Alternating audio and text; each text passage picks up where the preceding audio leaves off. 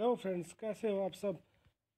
मैं मोहम्मद शाह फैसल आपका तहे दिल से स्वागत करता हूं मेरे चैनल यंगस्टर कम्पिटिटिव मास्टर में।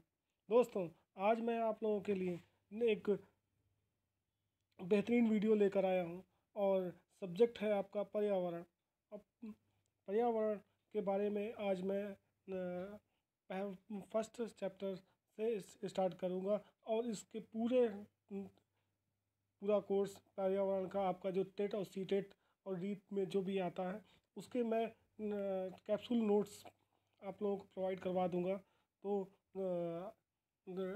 आप मेरे चैनल पे बने रहें और मेरा वादा है आप लोगों से कि आप मेरी इस नोट्स मीन्स जो भी मैं पढ़ाऊँगा पर्यावरण का, आप अगर इसको ढंग से तैयार पढ़ लेंगे या एक बार मेरे बताए हुए पॉइंट टू पॉइंट को नोट करके पढ़ाई कर लेंगे तो आपका 30 में से, मैं 30 तो नहीं कहता हूँ, लेकिन 26 से 28 के बीच में आपके 100% नंबर आएंगे। ये मेरा दावा है। अगर नहीं आए तो आप मेरा चैनल अनसब्सक्राइब कर दीजिए, ये मेरी गारंटी है। तो मैं ज़्यादा देर ना करते हुए दोस्तों आपको इस बेहतरीन वीडियो की शुरुआत करता हूँ। ठीक है, चलिए सबसे पहले हम आज पर्यावरण के सिलेबस को पहले देख लेते हैं कि हमें क्या क्या पढ़ना है। और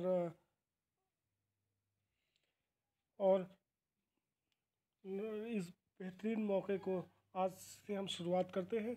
और आप से एक रिक्वेस्ट है, जो मेरे भाई बहन ये इस वीडियो को देख रहे हैं, तो मेरी इस वीडियो को लाइक एंड सब्सक्राइब ज़रूर करें और दोस्तों को बताएं, जिससे वो भी इस बेहतरीन मौके से ना चूके और एग्ज़ाम में अच्छे से अच्छे बेहतरीन नंबर लेके आए। तो मेरे दोस्तों, ज़्यादा देर ना करते हुए मैं वीडियो को शुरू करता हूँ। तो फिलहाल मैं आज जो पहला चैप्टर पढ़ाऊँगा पर्यावरण का, उसके पहले हम इसका सिलेबस देख लेते हैं। किस पर्यावरण के आप में के सिलेबस में क्या क्या है, हम कौन कौन से टॉपिक लेकर चलेंगे। तो यहाँ देखते हैं। पहला लेसन है आपका पहला चैप्टर पर्यावरण, जिसके अंतर्गत हम परिभाषा, क्षेत्र और घटक के बारे में पढ़ेंगे। दूसरा बायोम आता है। तीसरा आता है आपका पारिस्थितिकी और पारिस्थितिकी तंत्र की परिभाषा, घटक, प्रकार एवं नियम। चौथा पादप जगत। पांचवा सजीव जगत, जिसको जंतु जगत भी कहते हैं, मनुष्य और सूक्ष्म जीवी। छठवां है आपका पोषण स्तर, खाद्य श्रृंखला, खाद्य जाल, पिरामिड, ऊर्जा का प्रवाह। सातवां है आपका जैव विविधता, परिभाषा, संरक्षण, राष्ट्रीय पार्क, वन्य जीव अभ्यारण्य, घास का मैदान, हॉटस्पॉट, मरुस्थल, झील, पर्वत, नदियाँ। ये सब हम जैव विविधता के अंतर्गत पढ़ेंगे। ठीक है। और उसके बाद आठवां नंबर है आपका प्रदूषण, जिसमें हम परिभाषा और उसके प्रकार पढ़ेंगे। ग्लोबल वार्मिंग, तपन और ग्रीन हाउस, इसको इफेक्ट कहते हैं। ओजोन क्षरण, अम्लीय वर्षा, क्रांतियाँ, रोड डाटा बुक, सम्मेलन। और 10वां नंबर आपका आएगा सम्मेलन, संस्थाएं, आंदोलन, दिवस। और फिर उसके बाद नेक्स्ट चैप्टर पढ़ेंगे आपका परिवार, भोजन, यातायात और निवास। उसके बाद फिर विविध पे आ जाएंगे। और 13 नंबर है आपका बायोलॉजी, केमिस्ट्री एंड फिजिक्स, जिसको हम पीसीबी कहते हैं। ये हम इसके अंतर्गत आपके सीटेट और पीटेट के अंतर्गत हम इसको पढ़ेंगे। ठीक है। और संविधान के कुछ हिस्से वो भी पढ़ेंगे, जिसमें आता है आपका ग्राम पंचायत, नगर पंचायत, जिला पंचायत, मूल कर्तव्य एवं प्रस्तावना। और 15वां नंबर है आपदा। ये आपका हो गया सिलेबस पर्यावरण का। आप इसको कहीं नोट कर लीजिए, जिसमें मैं आपको टॉपिक वाइज जैसे जैसे पढ़ाता जाऊंगा आप उसकी नोट्स बनाते जाएगा। तो मैं आपको सिर्फ पॉइंट टू पॉइंट पढ़ाऊँ, क्योंकि आपके पास एग्ज़ाम का बहुत कम समय रह गया है, इसलिए मैं इसको पॉइंट टू पॉइंट आपको पढ़ाऊँगा जो आपके एग्ज़ाम में लाने लायक है। ठीक है। तो शुरू करते हैं पहला चैप्टर ये पर्यावरण से। पर्यावरण में हम राष्ट्रीय पाठचर्या की रूपरेखा, जिसको इंग्लिश में हम कहते हैं नेशनल करिकुलम फ्रेमवर्क। ठीक है, अब इसके बारे में हम इसको शॉर्ट फॉर्म में हम NCF कहते हैं। NCF के बारे में हम देख लेते हैं। ये देखिए, जो स्टार का मतलब आप समझिए कि आपके एग्ज़ाम में इम्पॉर्टेंट चीज़ें हैं जो कि मैंने नोट्स बनाई है और इसको आपको प्रोवाइड कर रहा हूँ। तो आप इसको बहुत ही मतलब हल्के में मत लीजिए, ये आने के चांसेस ज़्यादा हैं इसमें, इसलिए मैंने इसको पॉइंट टू पॉइंट नोट करवा दिया है। तो इसमें सबसे पहले ये देख लेते हैं कि पहला पॉइंट मैंने जो बनाया है आप लोगों के लिए वो है, पहला पॉइंट में ये है कि अब तक कि 4 NCF में नेशनल करिकुलम फ्रेमवर्क, ये इसको हिंदी में कहते हैं राष्ट्रीय पाठचर्या की रूपरेखा। ठीक है, अब तक ये 4 आ चुके हैं। फर्स्ट टाइम जो आया था 1975 में, उसके बाद उसमें बदलाव आया 1988 में, उसके बाद 2000 में, और उसके बाद NCF 2005। जो 2005 वाला पोर्शन है ये बहुत आपका इम्पोर्टेंट है। ठीक है, NCF 2005 प्रोफेसर यशपाल की अध्यक्षता में तैयार किया गया था। जो 2005 में NCF आया वो प्रोफेसर यशपाल की अध्यक्षता में तैयार किया गया है। यह रविंद्रनाथ टैगोर के नियम सभ्यता और प्रगति से विकसित हुआ है। मतलब रविंद्रनाथ टैगोर के जो नियम थे, उन्होंने जो बनाए थे, उसकी सभ्यता और प्रगति को विकसित हुआ है। NCF 2005 में 22 भाषाओं में, मतलब NCF 2005 को 22 भाषाओं में अनुवाद किया गया है। यह 22 लैंग्वेज को हिंदी में भाषाएं कहते हैं। हमारे जीवन की अनुसूची संख्या 8 से संबंधित है। अनुसूची संख्या 8 से संबंधित है। अब तक NCF 2005 17 राज्यों में लागू किया जा चुका है। मतलब ये जो पॉइंट मैंने स्टार बना रखे हैं, ये समझ लीजिए मैं आप लोग कैप्सूल नोट्स लेकर आया हूँ आज। ये आज का वीडियो बहुत ही बेहतरीन होने वाला है और इसे लास्ट तक देखिएगा, और आज आप कुछ ना कुछ लेकर जाएंगे इस वीडियो के बाद। और ठीक है ना, तो अब ये आते हैं नेक्स्ट पॉइंट पे। NCF NCERT के द्वारा तैयार किया गया। तो क्वेश्चन आपसे पूछा जाता है कि NCF किसके द्वारा तैयार किया गया, तो आप क्या जवाब होगा? NCERT। मतलब मैं आपको केवल क्वेश्चन आंसर एक तरह से करा रहा हूँ, इसी में से क्वेश्चन आता है, इसके बाहर से क्वेश्चन नहीं आएगा। उसके बाद NCF 2005 के कितने सिद्धांत हैं? 5 सिद्धांत हैं। NCF 2005 के 5 सिद्धांत हैं। पहला सिद्धांत हम देख लेते हैं, ज्ञान को स्कूल के बाहरी जीवन से जोड़ा जाए। मीन्स ज्ञान को केवल किताबी कीड़ा न रखा जाए, उसको बाह्य रूप में भी लाया जाए। उसमें ये सिद्धांत है, उसके 5 प्रमुख सिद्धांत हैं, जिसमें पहला ये है कि ज्ञान को स्कूल से बाहर जीवन में जोड़ा जाए।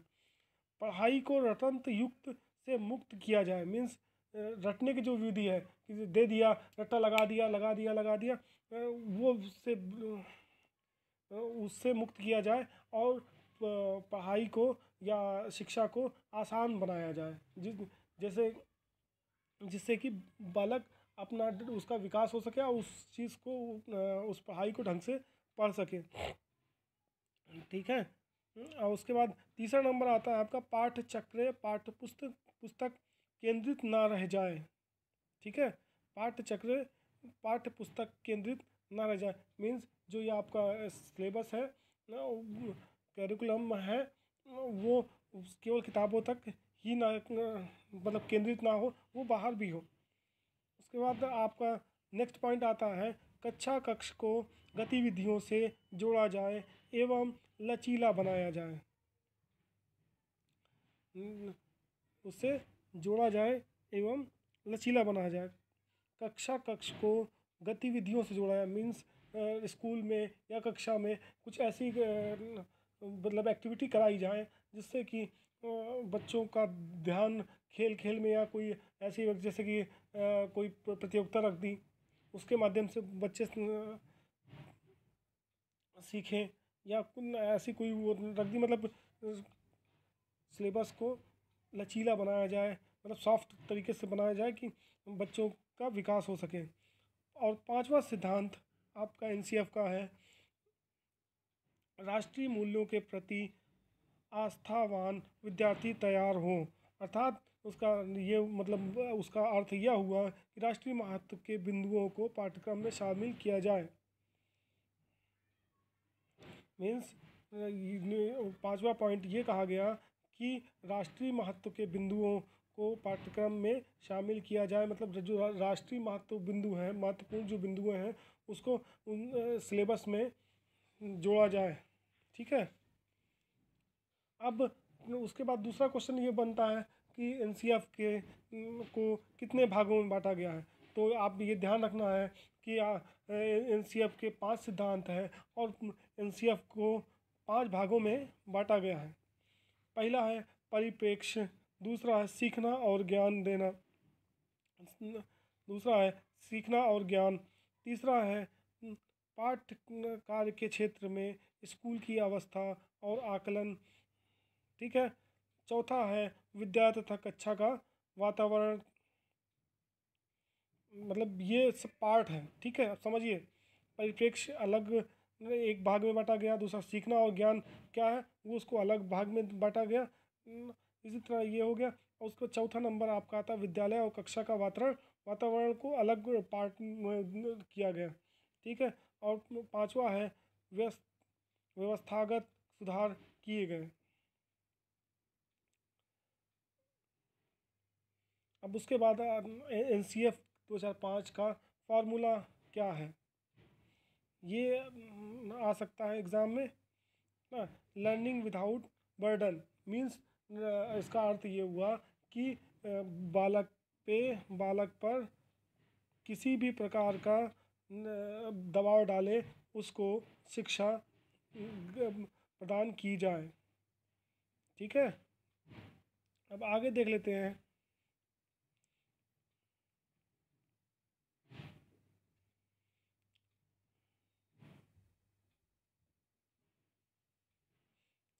जो एनसीएफ में देखिए,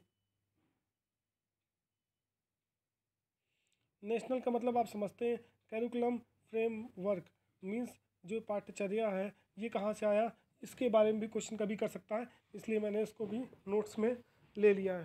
तो कैरिकुलम शब्द से पाठ्यक्रम बना कैरिकुलम शब्द से पाठ्यक्रम बना है, मतलब इसको हिंदी मीनिंग कह देंगे पाठ्यक्रम। ठीक है। कैरिकुलम शब्द कहाँ से आया है, लैटिन भाषा के कुर्रर शब्द से बना है जिसका अर्थ दौड़ का मैदान है। ठीक है। उसके बाद एनसीएफ 2005 पूर्ण करने का श्रेय प्रोफेसर कृष्ण कुमार के नेतृत्व में हुआ। मीन्स एनसीएफ 2005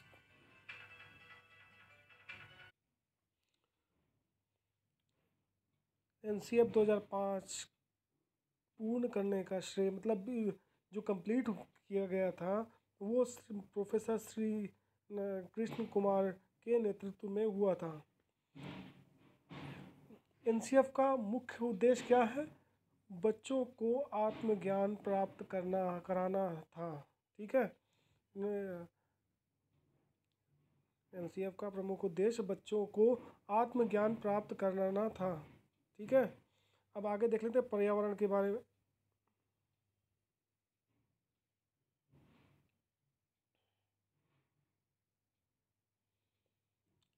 अब पर्यावरण के बारे में पढ़ लेते हैं। ठीक है।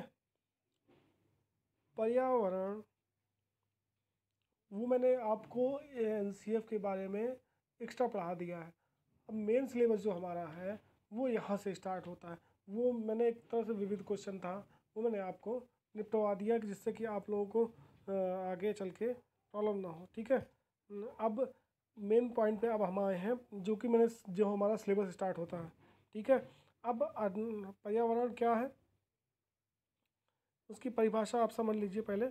पर्यावरण संरक्षण अधिनियम 1986 के अनुसार जो उसकी परिभाषा है वो पर्यावरण किसी जीव के चारों ओर घिरी हुई भौतिक एवं अजैविक दशाओं एवं उनके साथ अंतःक्रिया को सम्मिलित करता है। समझिए, पर्यावरण किसी जीव के चारों ओर घिरी हुई भौतिक एवं जैविक दशाओं एवं उनके साथ अंतःक्रिया को सम्मिलित करता है। ठीक है, नोट में आप ये चीज़ ध्यान रखिए कि आप मैं जो नोट बना रहा हूँ वो भी आपका इम्पोर्टेंट है। ठीक है, नोट में आप लिखिए पर्यावरण की इंग्लिश में इन्वायरमेंट कहते हैं, जो फ्रेंच भाषा के इन्वायरोमर से बना है, जिसका अर्थ घेरना या घिरा हुआ होता है। अब इसके घटक देख लेते हैं। पर्यावरण के निम्नलिखित 3 घटक होते हैं। कितने घटक होते हैं? 3 घटक होते हैं। पहला अजैविक निर्जीव भी इसको कह सकते हैं या भौतिक भी कह सकते हैं। ठीक है, दूसरा जैविक, यह सजीव में आते हैं।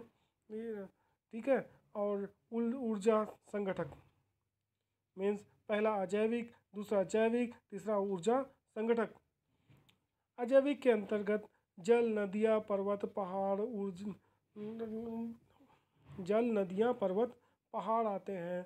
और जैविक के अंदर सजीव और या भौतिक होते हैं, इसको मानव या सूक्ष्म सजीव, सूक्ष्म जीव इसके अंतर्गत आते हैं।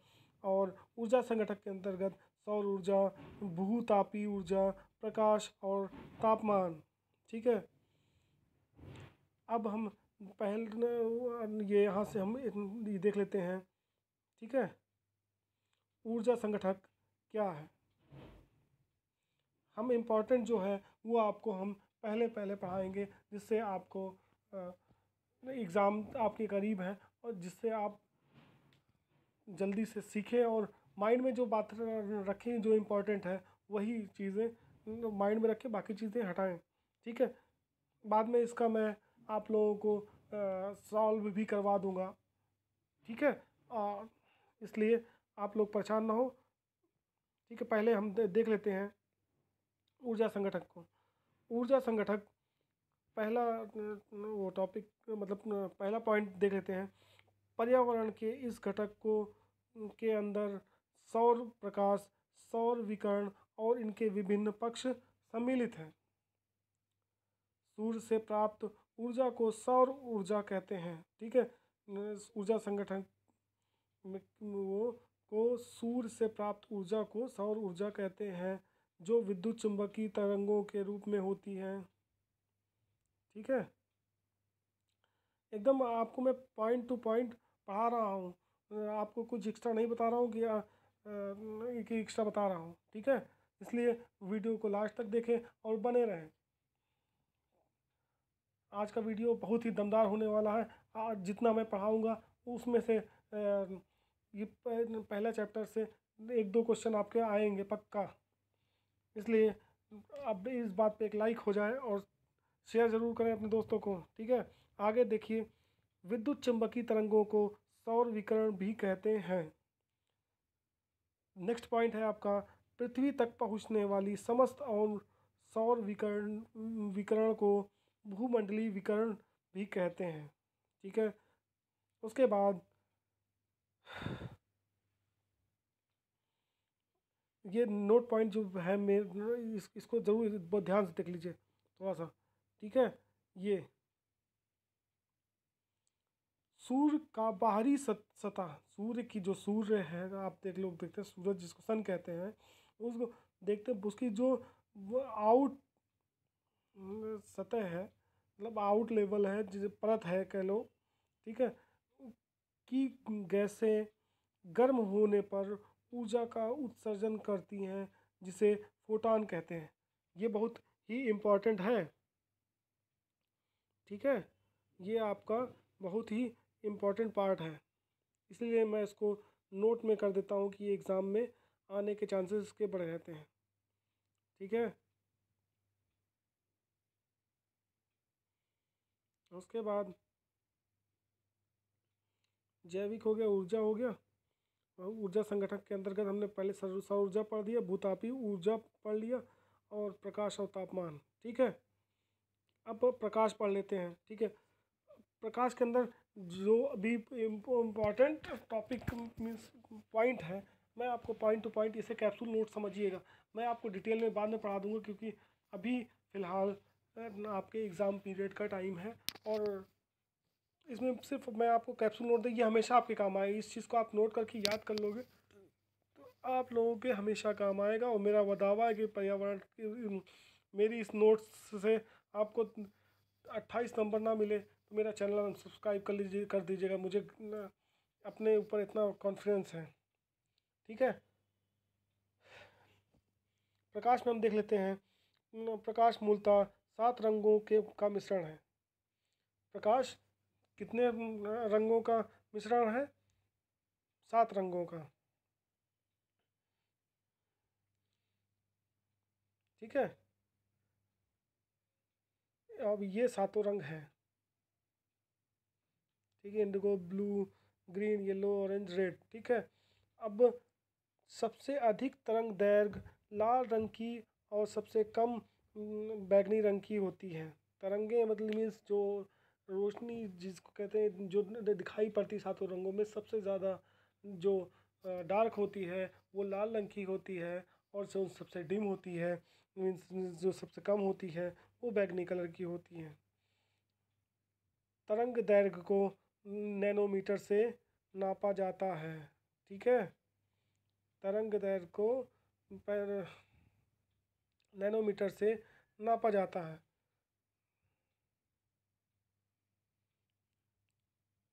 उसको फिर ये नेक्स्ट पॉइंट है, प्रकाश में ही जिन रंगों की तरंग दैर्घ्य 400 HM से कम हो वह उसे पराबैंगनी या अल्ट्रा वॉलेट रेस कहते हैं। ठीक है,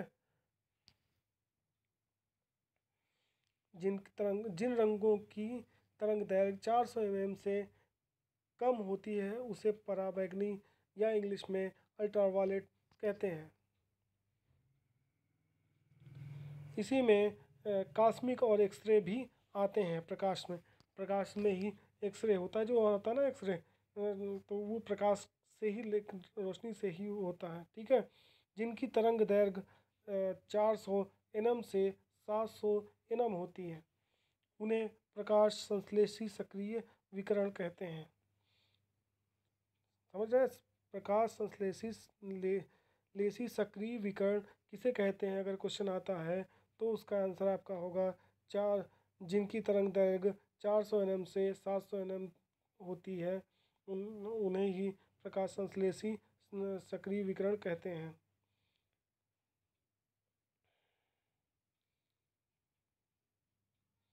अब क्वेश्चन आ सकता है आपका, अवतर किरण किसे कहते हैं? तो आपका आंसर ये होगा, जिन किरणों की तरंग दैर्घ्य 740 nm से ज़्यादा हो वह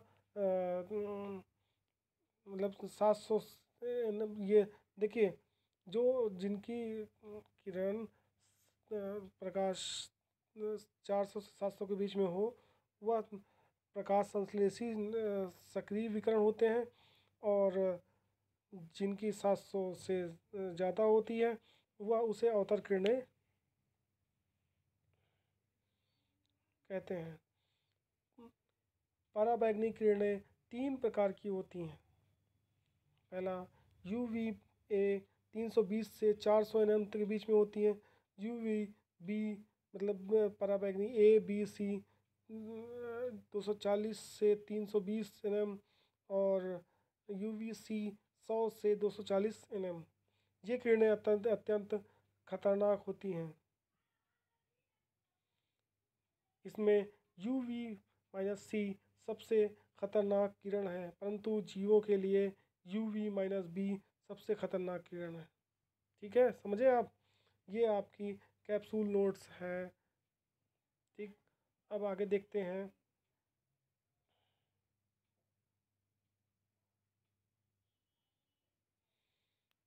ठीक है, अब देख लेते हैं आपका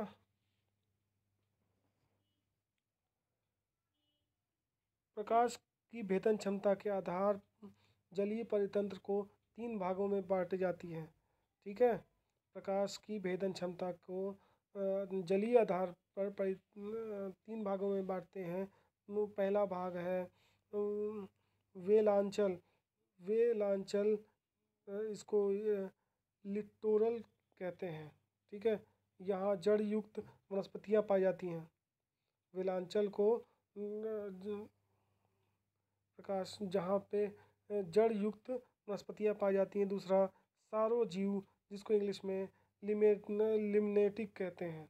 यहाँ पादप लौकिक या फाइटोप्लेलिशन पाए जाते हैं। यह 20 एम से 40 एम तक होती है। निचला स्तर गहरा स्तर है। यहाँ घोंघा स्लाबो सूक्ष्म जीव का निवासी होता है। ठीक है, अब हम आगे वाला टॉपिक भूतापी ऊर्जा पढ़ेंगे। भूतापी ऊर्जा पढ़ेंगे। ठीक है, जिसको इंग्लिश में जियोथर्मल एनर्जी कहते हैं। ठीक, पृथ्वी के आंतरिक भागों से ताप का प्रयोग कर उत्पन्न की जाने वाली ऊर्जा को भूतापी ऊर्जा कहते हैं। मतलब पृथ्वी के अंदर भागों से जो टेम्परेचर का प्रयोग कर मतलब ताप को प्रयोग करके ऊर्जा प्रयोग कर उत्पन्न की जाने वाली ऊर्जा जो उसकी एनर्जी है उसको बाहर निकालते हैं, उसे भूतापी ऊर्जा कहते हैं। जब पृथ्वी के दूसरा पॉइंट है, जब पृथ्वी के मध्य से गर्म मैग्मा निकलता है तो उस ताप ऊर्जा को विद्युत ऊर्जा को बदलते हैं। ठीक है, कभी कभी यह ताप गर्म झरने के रूप में भू सतह पर निकलता है। अब इसमें नोट ये आप लिख लीजिए, भूमिगत ताप के उपयोग का सर्वप्रथम सफल प्रयास 1890 वोयेजे शहर डडाहो यूएसए में किया गया। भारत में 115 गर्म झरने 350 ऐसे स्थान हैं जहां भूतापी ऊर्जा प्राप्त की जा सकती है। ठीक है, जैसे कुछ प्रमुख स्थानों के नाम हैं जहां पे भूतापी ऊर्जा प्राप्त की जा सकती है। ठीक है, जो इम्पोर्टेंट है वही मैं आपको बता रहा हूँ, जिसे आप समझ लीजिए कि 90% चांसेस हैं कि ये सब क्वेश्चन आ जाएं। तो जैसे पुंगा घाटी कहाँ पे है? जम्मू एंड कश्मीर में। आप ध्यान करिएगा, एग्ज़ाम के बाद मैं आपको एक एक चीज़ विथ एग्जांपल आपको बताऊंगा कि ये चीज़ मैंने पढ़ाई थी और ये चीज़ आया है हुआ है। ठीक है, तो वीडियो को लास्ट तक देखिए बस। ठीक है, अब सेकंड नंबर है मणिकरण। ये कहाँ पाया जाता है? हिमाचल प्रदेश में। महाराष्ट्र और गुजरात के पश्चिमी घाट में भी ये पाया जाता है। ठीक है, मतलब ये स्थान पाया जाता है। उस चौथा है आपका नर्मदा दामोदर घाटी सोन नदी। और कौन, ये तो मैंने आपको इंडिया में बता दिया, इंडिया में कहाँ कहाँ ये मिलते हैं। अब आपको जो अदर कंट्रियां हैं उनके नाम है आपके USA, United state of America, दूसरा है आइसलैंड, तीसरा है न्यूजीलैंड, ये है फिलीपींस। इन चीज़ों को आपको एकदम माइंड में रखना है। अब जल्दी जल्दी तापमान देख लेते हैं। तापमान देख लेते हैं, ये बहुत इंपॉर्टेंट है आपका तापमान पार्टीशन। ठीक है, और ये आपका ऊर्जा संगठक के अंतर्गत ही अभी आ रहा है, जो मैं आपको पढ़ा रहा हूँ ऊर्जा संगठक के अंतर्गत ही आ रहा है। ठीक है, तो ये उसका लास्ट पॉइंट है ऊर्जा संगठक का। तापमान किसी वस्तु के गर्माहट या ठंडेपन का एहसास है। ध्रुवों पर तापमान ठंडा, जबकि भूमध्य रेखा में के आसपास का क्षेत्र गर्म रहता है। तापमान का मतलब ऊपर ठंडा या गर्म का जो भी हो। अगर आप जम्मू कश्मीर चले जाइए तो वो ठंडा, वहाँ का तापमान क्या है? ठंडा है। और आप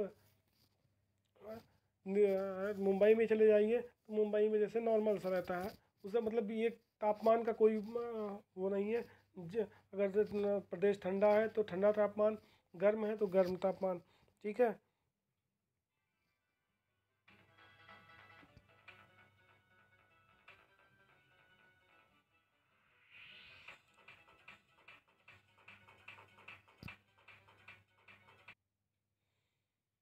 ठीक है, अब आगे देख लेते हैं। पृथ्वी तल से ऊपर जाने पर तापमान में कमी आती है, जिसे तापमान ह्रास दर कहते हैं। ठीक है, ये इम्पोर्टेंट है, इसलिए मैंने इसको ऑलरेडी जहाँ जहाँ है अंडरलाइन कर दिया है। अब दूसरा पॉइंट तापमान में देख लेते हैं। यह लगभग 1 किलोमीटर पृथ्वी तल से ऊपर जब जाते हैं तो 6.5 डिग्री सेल्सियस की दर से तापमान में कमी आती है। मीन्स जब कोई चीज़ या कुछ, जैसे जैसे आप ऊपर से जाते जाओगे ज़मीन से 1000 मीटर या 1 किलोमीटर कह लीजिए, तो पृथ्वी तल से ऊपर जाने पर आप 6.5 डिग्री सेल्सियस की कमी आपको मिलने देखने को मिलेगी। ठीक है, तापमान को थर्मामीटर से नापते हैं। हाँ, ये चीज़ और ये है, रिमूर भी एक मात्रक है तापमान नापने का। ठीक है, रिमूर होता है, रिमूर भी एक मात्रक है तापमान नापने के लिए, एक होता है। ठीक है, अब आगे देख लेते हैं।